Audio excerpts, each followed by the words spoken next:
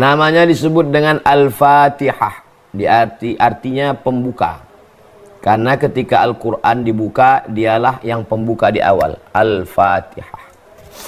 Dia disebut dengan Al-Fatihah karena kalau dibaca membukakan pintu hati, membukakan pintu rezeki, membukakan pintu segala yang terkunci, yang tertutup. Al-Fatihah. Nama lainnya disebut dengan Ummul Quran, induknya Al-Quran. Jadi kalau induk kita adalah Hawa yang berasal dari Adam, bersatu dalam silaturahim, maka induknya adalah Al-Quran. Taurat, Zabur, Injil, Al-Quran, semuanya kitab-kitab suci, suhuf-suhuf itu kalau mau tahu ringkasannya itu ada di pada Al-Fatihah. Itulah isi dari segala yang ada di dalam kitab-kitab suci. Maka dia disebut sebagai rangkuman. Kalau kita beli buku 500 halaman buku, ada preface di belakang. Kalau tulisan disertasi 600 halaman, ada abstrak di depan. Maka itulah dia isi kesimpulan. Maka kesimpulannya dari semua itu ada pada Al-Fatihah. Disebut dengan Ummul Quran. Disebut dengan As-Sab'ul Mathani. As-Sab'u 7. Al-Mathani yang diulang-ulang. 7 yang diulang-ulang. Karena dia diulang pada subuh 2 kali, pada zuhur 4 kali, pada asar 4 kali, pada maghrib 3 kali, pada isya 4 kali. 17 kali sehari semalam. Maka disebut dengan As-Sab'ul Mathani. Itu tentang namanya. Yang kedua tentang keutamaannya. Tidak ada surat yang diturunkan sebelumnya di dalam Taurat, di dalam Zabur, di dalam Injil, di dalam Suhuf seperti keutamaan surat Al-Fatihah. Karena dia merangkum kalimat yang ringkas, singkat, padat, dijabarkan merangkum semua aspek. Aspek hukumnya ada, aspek akidahnya ada, aspek fikihnya ada, aspek sejarahnya ada, aspek doanya ada. Nah, jadi singkat, padat, bermakna. Ini tentang keutamaannya. Dia dipakai sebagai tawassul dalam berdoa. Al-hazihi niyah, untuk niat ini Al-Fatihah. Kenapa? Ya ayyuhalladzina amanu, hai orang beriman, ittaqullah, takullah kepada Allah, wabtaghu ilaihil wasilah. Carilah wasilah antara kita dengan Allah. Wasilah yang paling bagus adalah amal soleh. Amal soleh yang paling bagus adalah membaca Al-Fatihah. Berkat bacaan Al-Fatihah ini murahkanlah rezeki kami. Berkat membaca Al-Fatihah ini jadikanlah anak kami soleh solehah. Berkat membaca Al-Fatihah ini bukakan pintu hati kami. Ada seorang diminta mendoakan orang gila pada zaman Nabi SAW. Lalu dia mengulang bacaan Al-Fatihah. Ditahannya air liurnya. Dia mengulang bacaan Al-Fatihah. Lalu dia hembuskan kepada orang gila itu. Diberikan Allah kesembuhan. Mustajabnya Al-Fatihah. Di samping keikhlasan orangnya, kehebatan Al-Fatihahnya, dan pengaruh Al-Fatihah pada air. Al-Fatihah dibaca berpengaruh kepada air liur. Al-Fatihah dibaca berpengaruh kepada air yang diminum. Ada orang sakit, dibacakan Al-Fatihah. Dibacakan ke surat Al-Fatihah kepada air, diminumkan, dimandikan. Dibacakan surat Al-Fatihah ke telapak tangan, dihembuskan, diusapkan ke wajah, ke kepala, ke badan. Al-Fatihah, Qul huwallah 3 kali, Qul a'udzu falaq sekali, Qul a'udzu birabbin nas sekali, pangkal Al-Baqarah sampai wa ulaika humul muflihun, ayat kursi ujung Al-Baqarah. Solawat mau tidur malam, ditiupkan ke tapak tangan, dihembuskan, diusapkan ke wajah, ke kepala, ke badan. Kalau ada orang yang sakit, kita bacakan, kita tiupkan. Riwayat tentang membacakan Al-Fatihah ke air dari Abdullah bin Abbas radhiyallahu anhuma. Amalan salaf. Riwayat bacaan Al-Fatihah diulang-ulang lalu berpengaruh kepada air liur, itu dilakukan oleh sahabat Nabi dalam hadis yang sahih. Tak disebutkan nama sahabatnya. Itu tentang fadilah, keutamaan. Pembahasan yang ketiga adalah Bismillahirrahmanirrahim. Bismillahirrahmanirrahim. Dalam mazhab Syafi'i ayat yang pertama. Mazhab Hanafi ayat yang pertama. Mazhab Hambali ayat yang pertama. Bismillahirrahmanirrahim. Ayat yang pertama. Itulah mengapa setelah Bismillahirrahmanirrahim, maka dia, ini mushaf tahajud, maka besar. Bismillahirrahmanirrahim. Ayat yang pertama. Nomor 1. Tapi kalau mushafnya mazhab Maroko itu mazhabnya Maliki, Bismillahirrahmanirrahim tidak ada nomor 1-nya. Karena nomor 1 ayat pertama dalam mazhab Maliki adalah Alhamdulillahi Rabbil Alamin. Jadi cara ngitungnya Alhamdulillahi Rabbil Alamin, Ar-Rahmanir-Rahim, Maliki Yaumiddin, Iyyaka na'budu wa iyyaka nasta'in, Ihdinas siratal mustaqim, siratal ladzina an'amta 'alaihim, ghairil maghdubi 'alaihim waladdallin. Amin. Jadi tetap juga 7 ayat. Dalam mazhab Syafi'i, membaca basmalahnya itu dibaca jahar. Bismillahirrahmanirrahim. Dalam mazhab Hanafi dan Hambali dibaca sir. Bismillahirrahmanirrahim. Dalam mazhab Maliki tidak dibaca sama sekali. Langsung Alhamdulillahi Rabbil Alamin. Ini tentang basmalah. Namanya basmalah. Bacaannya Bismillahirrahmanirrahim. Bismillah, maksudnya kita disuruh melakukan segala aktivitas kita ini atas nama Allah. Orang kaya kalau dia mengucapkan Bismillah, hilang kekayaan dirinya. Yang kaya bukan saya, yang kaya Allah. Orang miskin kalau dia mengucapkan Bismillah, hilang susah hatinya. Aku miskin, tapi ada Allah bersamaku yang maha kaya. Kaifa akunu faqiran wa ana abdul ghani. Bagaimana mungkin aku miskin sedangkan aku hamba Dia yang maha kaya. Orang yang mau putus asa, kalau dia ucapkan Bismillah, hilang putus asanya. Orang yang terlalu bersemangat ketika dia katakan Bismillah, hilang takbur sombongnya. Semua perbuatan yang diawali dengan Bismillah menjadi ibadah. Tidur, Bismika Allahumma ahya wa amut. Makan, Bismillah Allahumma barik lana fima razaqtana wa qina azabannar. Berhubungan kelamin, menyebut nama Allah. Mau tidur malam, menyebut nama Allah. Mau masuk ke toilet, ke WC, tempat najis, busuk, menyebut nama Allah. Bismillah. Allahumma inni a'udzubika minal khubuthi wal khaba'ith. Maka semua aktivitas yang tidak kita anggap sebagai ibadah, bukan sholat, bukan zakat, bukan puasa, bukan haji, bukan umroh, bukan jihad, aktivitas sehari-hari, ke kantor, membesarkan anak, menyuapkan makan, memasak, Bismillah, Bismillah, Bismillah, Bismillah, Bismillah. Pembahasan yang keempat, Ar-Rahman. Ar-Rahman diambil dari kata rahmah. Rahmah artinya kasih sayang. Rahman, semua mendapatkan kasih sayang Allah. Yang minum khamar, kenapa dia tidak mati sekarang?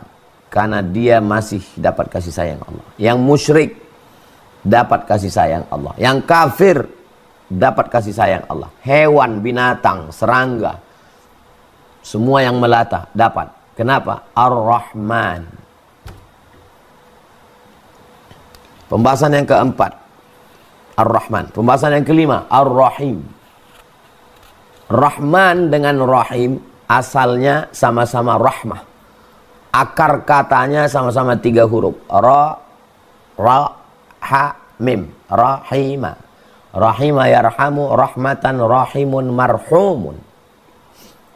Orang yang mendapat rahmat marhum, maka kita selalu menyebut almarhum atau rahimahullah atau Allah yarham. Di Malaysia selalu dipakai Allah yarham. Kalau menyebut nama ulama selalu disebut Al-Imam Syafi'i rahimahullah. Kalau masih hidup hafizahullah. Itu tradisi saja. Kalau ada orang hidup kita katakan rahimakumullah, tidak salah, baik, rahmat. Kita mau masuk masjid minta rahmat Allah. Allah maftah li abwaba rahmatik. Malaikat selama kita masjid mendoakan kita rahmat. Allah maghfirlahu warhamhu. Ketika bertemu yang kita mintakan rahmat. Assalamualaikum warahmatullah.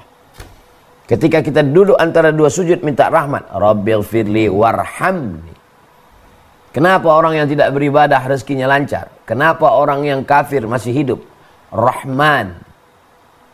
Tapi ada yang hanya untuk orang beriman saja. Rahim. Makanya kata Ghafur tidak pernah disandingkan dengan Rahman. Tapi selalunya berpadan dengan Rahim. Bil mu'minina ra'ufun rahim. Kepada siapa? Kepada orang beriman. Ghafurur rahim. Pengampun. Kepada siapa? Rahim, orang beriman. Ghafurur rahima. Menghapuskan dosa. Dosa siapa? Orang beriman. Di awal Al-Quran tidak disebut Bismillahil Azizil Jabbar. Dengan nama Allah yang maha perkasa, yang maha berkuasa. Tidak. Tapi yang ditampakkan adalah Bismillahirrahman. Allah tidak ingin kita ketakutan. Allah ingin kita berharap rahmatan. Dan kita diutus Allah, wa ma arsalnaka illa rahmatan lil alamin. Orang yang berzina, minum khamar, mabuk, mencuri, membunuh, putus asa. Begitu dia buka Al-Quran, Bismillahirrahman. In the name of Allah, most gracious, most merciful. Dengan nama Allah yang maha pengasih, lagi maha penyayang. Kasih, sayang. Sama saja. Kasih ya kasih, sayang, sayang, kasih, sayang. Tapi dalam tafsir Rahman semua dapat. Macam orang punya ternak ayam, dia ambil beras pagi, dia serakkan. Ayam jahat, ayam baik dapat semua. Tapi kalau Rahim, itu yang dapat hanya yang baik-baik saja. Bismillahirrahmanirrahim. Pembahasan yang keenam. Bismillahirrahmanirrahim. Alhamdulillah. Alhamdu, segala puji. Kita sholat dipuji orang. Tidak pun dipuji orang, merasa terpuji. Perbuatan setan adalah bagaimana orang tidak beramal. Jangan sholat, jangan sholat, jangan sholat, jangan taubat, jangan taubat, jangan hijrah, jangan ngaji. Kalau dia gagal pada langkah mencegah orang untuk ngaji, dia masuk ke step yang kedua. Orang yang ngaji itu merasa terpuji. Abdul Somad dipuji, Datuk Seri Ulama Setia Negara, Profesor Dr. Abdul Somad, LC, DSE, PhD, Profesor, Kiai Haji. Maka alhamdulillah, segala puja-puji lillah, hanya milik Allah. Kalau engkau dipuji orang, itu hanyalah pinjaman. Kalau engkau dipuji orang, itu hanyalah secuil pujian yang dititipkan Allah. Kalau kau dipuji orang bukan karena kau hebat, tapi karena Allah menutupi aib-aibmu. Maka alhamdulillah. Subhanallah wa bihamdihi subhanallahil azim. Maha suci Allah dengan pujian milik dia saja. Maka pujian-pujian hanya milik Allah. Raja-raja ketika dia dipuji, dia akan mengatakan alhamdulillah. Orang kaya ketika dia dipuji, dia katakan alhamdulillah, pujian ini bukan punya saya, punya Allah. Ustadz ketika dipuji, hafalannya hebat, ayatnya lancar, suaranya bagus, dia katakan alhamdulillah, bukan untukku pujian. Pujian itu milik Allah. Pembahasan ketujuh, Rabb. Ketika kita katakan Rabb, maka di situ terkandung tiga makna. Ya Rabb, engkau menciptakan aku. Ya Rabb, engkau mengatur hidupku. Ya Rabb, engkau memberi aku rezeki. Orang yang galau, dililit utang, jodoh tertunda, kehidupan sulit. Ya Rabb, tak terlalu banyak ngomong karena tak bisa lagi berkata-kata. Ya Rabb, Engkau yang mencipta aku, Engkau yang memberi aku rezeki, Engkau yang mengatur hidupku. Ya Rabb. Alhamdulillahi Rabb. Rububiyah. Alhamdulillahi Rabb. Pembahasan ke-8. Al-alamin. Semesta alam. Alhamdulillahi Rabbil mu'minin. Tidak. Alhamdulillahi Rabbil muslimin. Tidak. Alhamdulillahi Rabbin nasi ajma'in. Tidak. Alhamdulillahi Rabbil alamin. Semesta alam. Apa itu yang dimaksud dengan alamin? Masih Allah. Semua yang selain Allah, ciptaan Allah. Jangan sampai tidak bisa membedakan mana khalik, mana makhluk. Mana abid, mana ma'bud. Khalik Allah, makhluk, masih Allah. Semua yang selain Allah. Alhamdulillahi Rabbil alamin. Pembahasan ke-9. Ar-Rahmanir Rahim. Kenapa diulang 2 kali? Bismillahirrahmanirrahim. Ar-Rahmanir Rahim. At-tikrar li taukid kaedahnya. Pengulangan itu mengandung makna penekanan. Saya besok datang, saya besok datang, saya besok datang. Maksudnya saya amat sangat pasti datang, insya Allah. Ar-Rahmanir Rahim. Alhamdulillahi Rabbil Alamin. Ar-Rahmanir Rahim. Pembahasan ke-10. Maliki. Pemilik. Penguasa.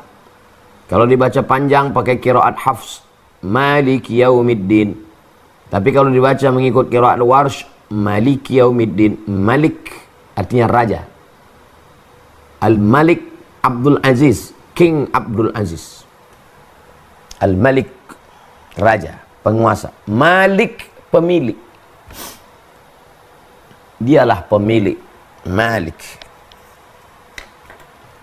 Yang membuat kekecewaan adalah rasa memiliki. Semakin besar rasa memiliki, semakin dalam kekecewaan. Maka orang yang mengerti hakikat Al-Fatihah, hilang kepemilikannya. Semua milik Allah. Bapak orang kaya, rumahnya mewah, duitnya banyak, jabatannya tinggi. Maliki. Bukan punya saya. Allah pemilik. Popularitas, kekuasaan merusak. Fir'aun merasa dia yang berkuasa. Namrus merasa dia berkuasa. Haman merasa kecerdasan itu punya dia. Qarun merasa harta itu punya dia. Obatnya di Al-Fatihah ini. Malik. Pemilik itu Allah, bukan kamu. Baik dibaca sebagai Malik atau sebagai Malik. Raja. Kita bukan raja, kita rakyat jelata, kita bukan apa-apa. Hai raja-raja, raja Persia, raja Romawi, kalian bukan raja. Malik Yaumiddin. Allah ya, raja segala raja. Raja di raja. Berkumpul semua raja-raja, dialah induk dari segala raja. Malik. Dan dia yang memiliki. Kata raja, ini milik saya, wilayah kekuasaan saya. Jangan kamu menginjakkan kaki di sini. Kalau kamu injakkan kaki di sini, tentara saya akan memancung kepala kamu. Malik, dia pemilik. Malik, dan dialah rajanya. Pembahasan ke-11. Yaumiddin. Yaumiddin, hari akhirat, hari pembalasan. Hari nanti ketika kita menghadap Allah Subhanahu wa ta'ala. Bagaimana seandainya akhirat itu tidak ada? Hei orang-orang yang sholat, orang-orang yang puasa, orang-orang yang pakai jilbab, orang-orang yang takut sama Tuhan. Bagaimana nanti kalau seandainya kita mati dan ternyata akhirat itu tidak ada, surga itu tidak ada, neraka itu tidak ada? Betapa menyedihkannya kalian. Enggak mabuk, enggak zina, enggak sakau, enggak judi online. Waduh, kalian sudah meninggalkan kenikmatan. Gimana kalau ternyata akhirat itu enggak ada? Ditanyakan pertanyaan itu kepada Syekh Ahmad Didat. Syekh Ahmad Didat, bagaimana kalau nanti ternyata akhirat itu tidak ada dan Tuhan tidak ada, surga tidak ada? Syekh Ahmad Didat tersenyum menjawab, kekecewaan saya tidak lebih dahsyat daripada kekecewaanmu kalau ternyata nanti neraka itu ada. Saya tidak minum khamar, saya tidak berjudi, saya tidak berzina. Baik untuk saya. Tapi kamu yang berjudi, berzina, minum khamar, mengganggu bini orang, merusak silaturahim, meracun ikan, membakar hutan, menghancur, merusak dunia. Ternyata akhirat itu ada, ternyata surga itu ada, dan ternyata neraka itu ada. Kekecewaanmu jauh lebih dalam daripada saya. Orang yang yakin akhirat, kalau dia kaya, dia tidak akan sombong. Kenapa? Karena ada surga yang lebih hebat. Orang yang yakin akhirat, kalau dia miskin, dia tidak akan putus asa. Kenapa? Karena susahnya di sini, ada yang lebih susah lagi nanti di sana. Apa dia? Mempertanggungjawabkan segala amal. Orang yang jadi milioner sekarang, dia tidak merasa apa-apa. Kenapa? Karena nikmat surga mala a'yunun ra'at, belum pernah dilihat mata, wala udhunun sami'at, belum pernah didengar telinga, wala khatara ala qalbi bashar, belum pernah terlintas di hati dan fikiran manusia. Orang yang melepuh kulit tangannya, terbakar kulitnya untuk mencari gaji satu hari 50.000. Setelah bekerja 1 bulan hanya mendapatkan 1.500.000. Lalu kemudian gajinya itu diambil oleh mandornya, dipotong, disunat. Potong itu, potong ini, gaji kamu. Kalau mau ambil, nggak mau, nggak usah. Dia tersenyum. Kenapa dia tersenyum? Ada akhirat. Akhirat membuat orang tidak putus asa. Dengan meyakini akhirat, orang menjadi kuat. Kenapa orang bisa stres, depresi, bipolar, putus asa, bunuh diri? Karena menganggap dunia inilah segalanya. Kalau dia kaya, dia akan mabuk semabuknya, berzina sezina-zinanya, karena dia anggap inilah kenikmatan yang paling besar. Dan kalau dia kecewa, gagal, dia akan stres, depresi. Orang beriman, kalau dia berhasil, ini hanya baru DP-nya saja. Malik Yaumiddin, nanti di akhirat lebih hebat, lebih dahsyat. Malik Yaumiddin. 9. 12. Iyyaka na'budu. Iyyaka na'budu. Kepada engkau kami menyembah. Beribadah kami hanya kepada engkau. Kami tidak beribadah kepada pohon kayu, tidak beribadah kepada lembu, tidak beribadah kepada batu, tidak beribadah kepada hantu, tidak beribadah kepada kamu. Iyyaka na'budu. Kami hanya beribadah kepada Allah. Kami menghambakan diri kami mengabdikan diri kami. Na'budu diambil dari kata ain ba'dal abdun. Abdun artinya hamba. Kalau hamba pasti ada tuannya. Kalau saya seorang hamba, saya punya anak, anak saya milik tuan saya. Kalau saya seorang hamba, saya bekerja, saya dapat gaji, gaji saya milik tuan saya. Kalau saya seorang hamba, maka seluruh diri saya milik tuan saya, sampai saya menebus diri saya. Penghambaan dalam Islam dihilangkan secara perlahan. Akhrajan nasa min ibadatil, manusia dikeluarkan dari menyembah manusia kepada menyembah Rabbil Ibad, Rabbnya para hamba. Sebelumnya orang menyembah manusia, orang kaya disembah, orang sakti disembah. Setelah Islam datang, mengeluarkan manusia dari penyembahan kepada manusia, menyembah kepada Rabb yang menciptakan manusia. Iyyaka na'budu. 13. Wa iyyaka nasta'in. Kepada engkau juga kami minta tolong. Hidup ini penuh dengan kesulitan. Hidup ini seperti berlayar di atas samudra yang luas, kaki tidak menginjak ke bawah, langit tak berpegang. ombaknya kencang, angin puting beliung, karangnya tajam. Kemana meminta? Nasta'in, kami hanya minta tolong kepadamu. Kenapa disandingkan antara ibadah dengan minta tolong? Sebab ada orang yang beribadah kepada Allah, tapi minta tolongnya kepada selain Allah. Beribadahnya kepada Allah, mintanya kepada dukun. Beribadah kepada Allah, mintanya kepada pohon kayu. Beribadah kepada Allah, mintanya kepada sungai. Maka mesti connect. Iyyaka na'budu wa iyyaka nasta'in. 14. Ihdina, beri kami hidayah.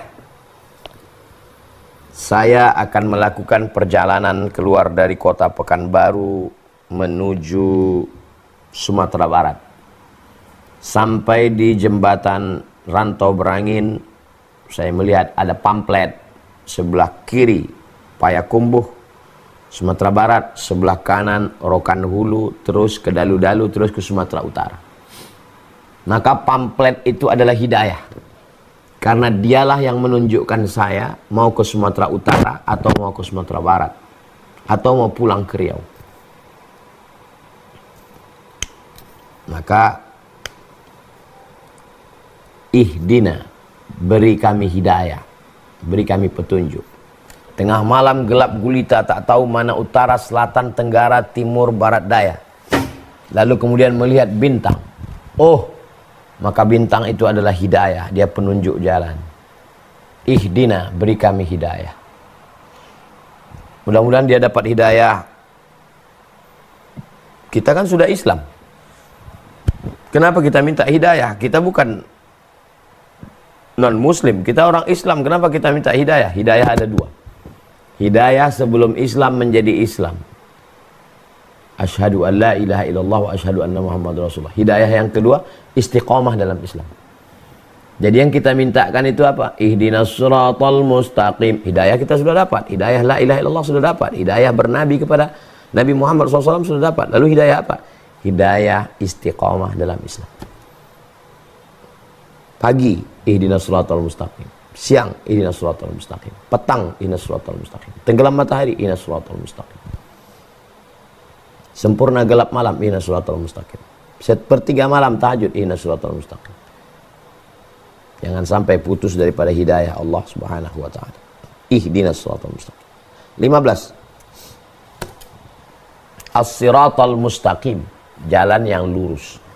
Jalan yang lurus itu maknanya Islam. Ihdinas siratal mustaqim, berikan kami jalan yang lurus, maksudnya berikan kami Islam. Tapi kita sudah muslim, sudah dapat Islam. Berikan kami istiqamah dalam Islam. Jangan sampai keluar dari Islam. Itu makna siratal mustaqim. Tapi katanya nanti di akhirat ada sirat. Hadisnya sahih. Tentang sirat. Nanti orang akan melewatinya. Ada yang lewat seperti kilat. Ada yang lewat seperti kuda yang kencang. Hadisnya ada dalam Sahih Bukhari. Bahwa itu juga maksudnya ketika melewati siratal mustaqim, maka mudahkanlah kami. Ihdinas siratal mustaqim. Kalau kita istiqomah dalam Islam, insya Allah mudahlah kita melewati titian siratal mustaqim. 16. Apa itu siratal mustaqim? Dijelaskan. Siratal ladzina an'amta alaihim. Jalan yang sudah engkau berikan kepada mereka. Jalan yang sudah kau berikan kepada mereka. Mereka itu siapa? 4 golongan. Minan nabiyyin, was-siddiqin, was-syuhada, was-salihin. Nabiyyin, nabi-nabi. Siddiqin, orang yang benar.